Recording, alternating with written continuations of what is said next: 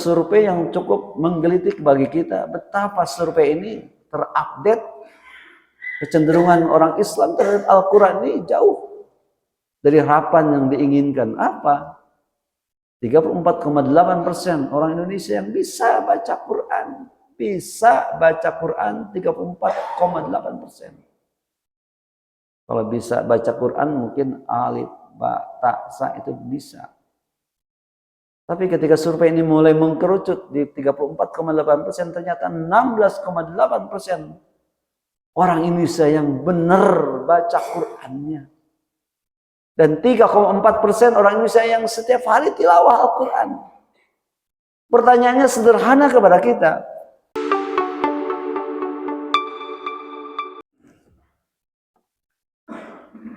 Bismillahirrahmanirrahim. Assalamualaikum warahmatullahi wabarakatuh.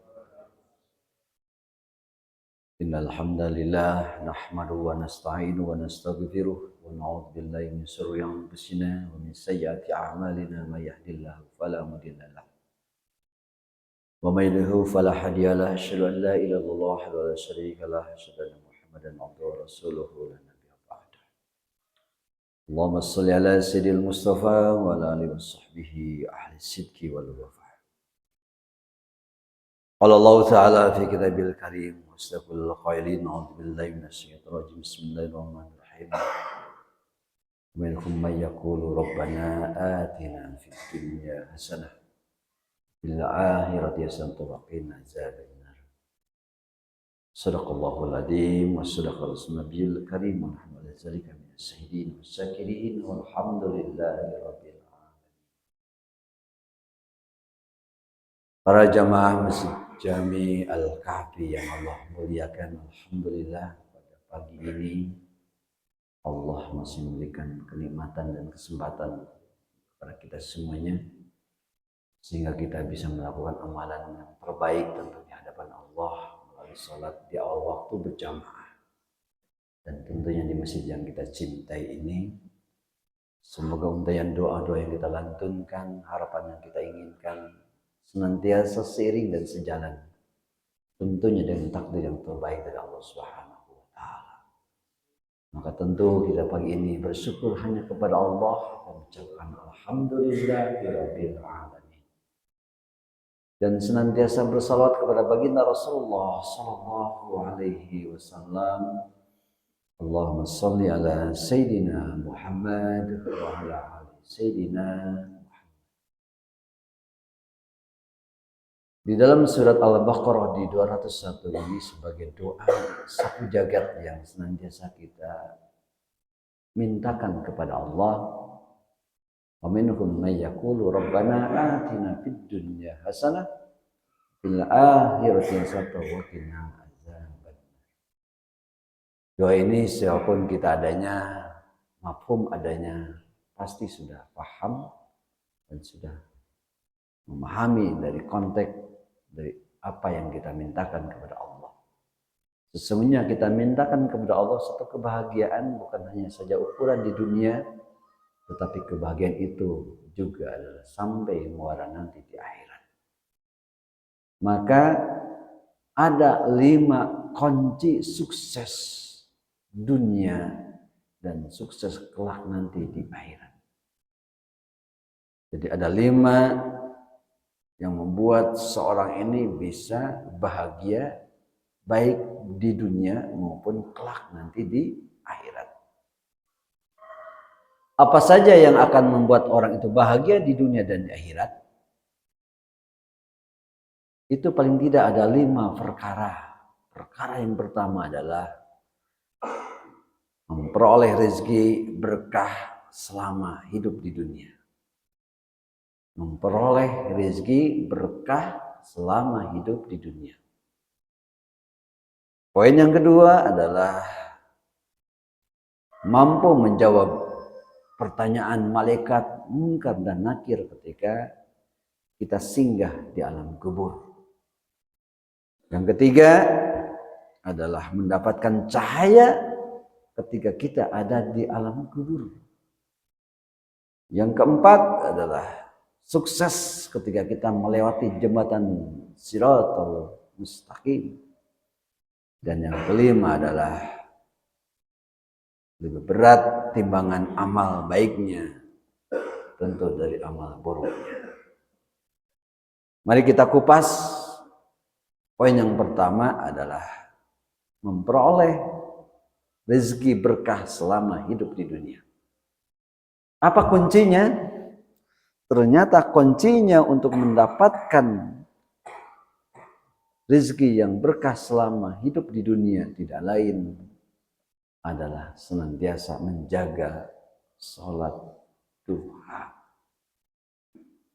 Jadi yang pertama kuncinya adalah ingin keberkahan dalam rezeki itu adalah tidak lain dengan senantiasa melakukan sholat duha. Sholat duha ini adalah sholat yang ketika kita mintakan tentunya kepada Allah, maka keberkahan rezeki ini akan kita dapatkan.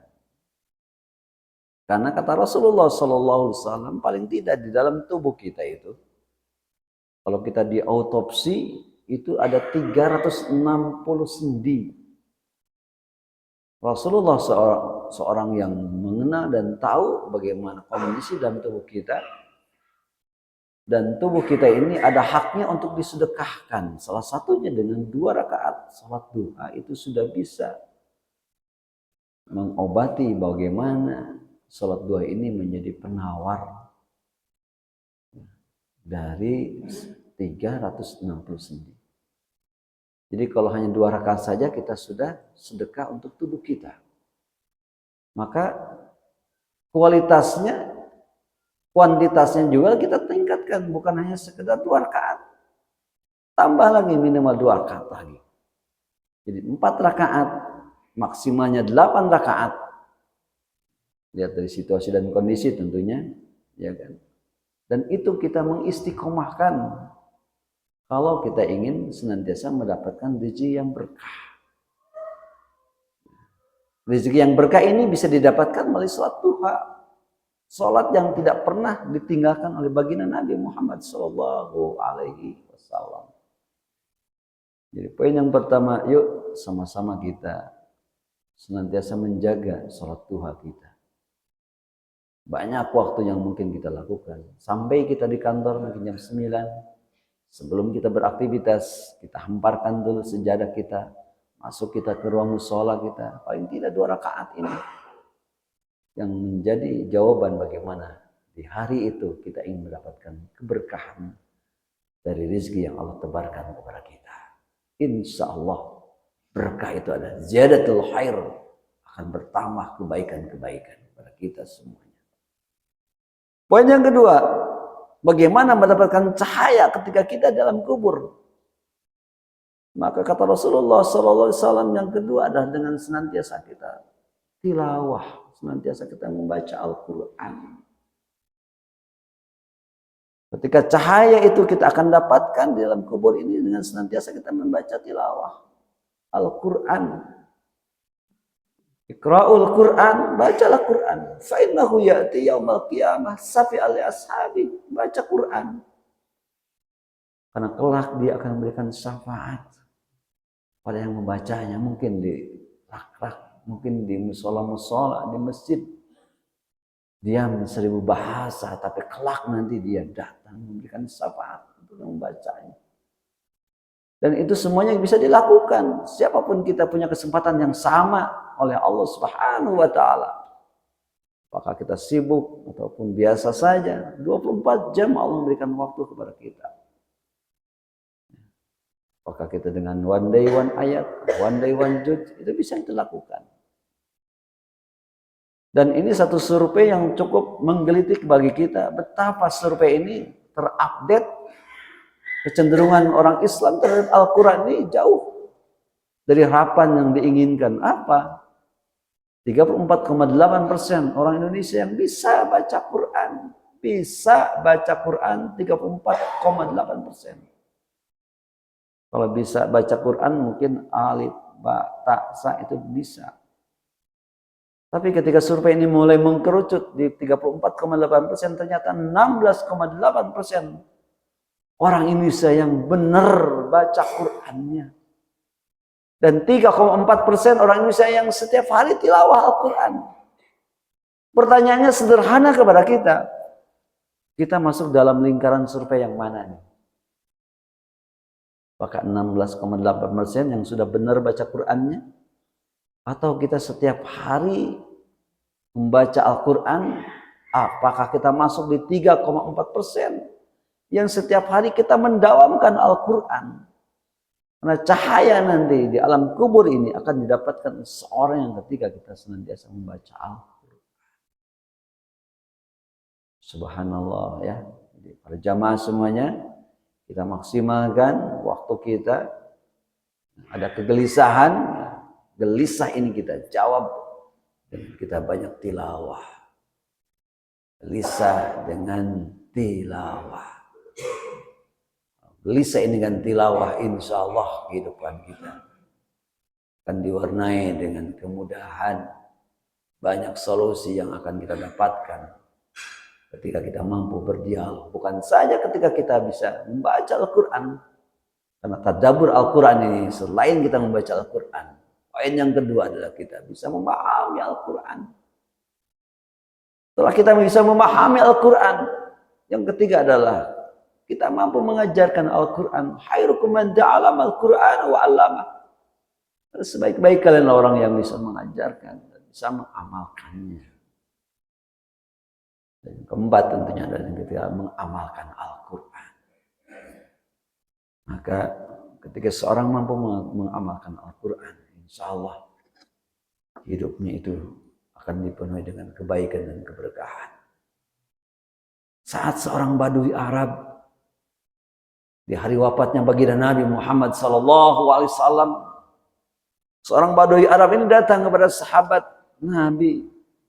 Dia bertanya kepada Abu Bakar As-Siddiq, apa sih akhlak Rasul itu?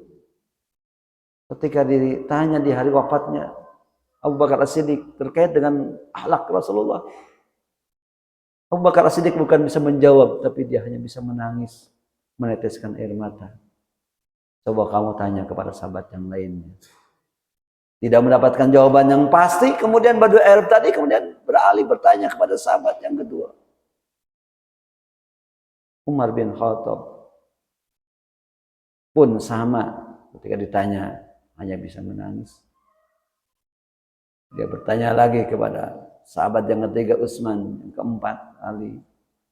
Coba kamu tanya kepada istrinya Siti Aisyah. Ketika 5 orang yang kemudian ditanya, yang ujungnya kepada Siti Aisyah, istrinya Nabi yang paling muda.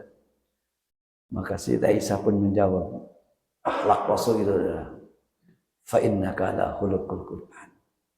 Akhlak Rasul itu adalah Al-Quran berjalan. Innama bu'itsu liutami ma makarimal akhlak.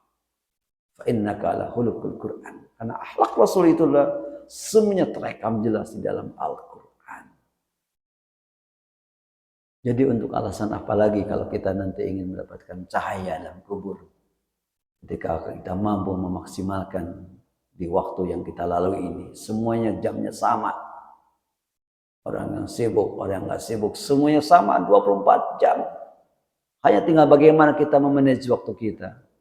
Sekarang itu begitu mudah. Di tangan kita, gadget kita, di situ ada aplikasi Al-Quran. Untuk alasan apa lagi kita? Untuk senantiasa tidak melewati setiap hari ini dengan tilawah, dengan Al-Quran. Yang ketiga adalah ketika dia mampu menjawab pertanyaan munkar dan nakir ini, maka apa jawabannya? Ketika kita mampu menjawab malaikat munkar dan nakir ini, Masya Allah, ketika kita baca mampu, di antaranya adalah kita bisa menghidupkan malam ini dengan salat tahajud. Sebagaimana terekam di dalam surat 17, ayat yang ke-78. Wa minal laili fatahajjad bihi nafilatan lak asaya basaka rabbuka maqaman mahmuda. Dan dari malam yang kita lewati, salat malam, salat tahajud, nafilatallah sebagai salat tambah. Asaya basaka rabbuka maqaman mahmuda. Karena di saat itu Allah akan angkat makomnya derajat kita di hadapan Allah. Biarlah kita tidak viral di bumi, tapi kita viral di langit. Kita gedor pintu langit. Gedor pintu langit. Apa sih yang menjadi harapan dan cita-cita kita? Yuk kita maksimalkan, hidupkan malam kita. Sudah kita lewati malamnya dengan tahajud. Kita adzan terdengar, kita bergegas ke masjid. Memakai pakaian kita yang terbaik. Berjalan menembus di udara yang bardain yang dingin. Kita salat qabla fajri min khairid dunya ma fiha. Lanjut kita dengan salat subuh berjamaah. Itikaf kita duduk di majelis ilmu ini sampai mendekati waktu syuruk. Subhanallah. Masuk nanti di waktu duha. Rasul menjawab, sempurna, sempurna, sempurna. Pahalanya seperti pahala haji dan umrah. Para jamaah yang berpulang dari ibadah haji, jamaah kita alhamdulillah dalam keadaan sehat walafiat, mendapatkan haji yang mabrur dan mabrurah. Kita punya kesempatan yang sama. Fisik mungkin kita yang mungkin tidak bisa langsung ada di depan Ka'bah, tapi amalan-amalan langitnya setiap hari itu bisa kita lakukan dengan menghidupkan malam-malam kita. Nah, inilah poin yang ketiga. Poin yang keempat, ketika kita mampu melewati sirat, jembatan Siratul Mustaqim, apa kunci yang keempat agar kelak kita sukses melewati jembatan Siratul Mustaqim? Itu menjalankan puasa sunnah. Menjalankan puasa sunnah dan sedekah setiap hari ini secara rutin. Puasa sunnah dan sedekah setiap hari secara rutin.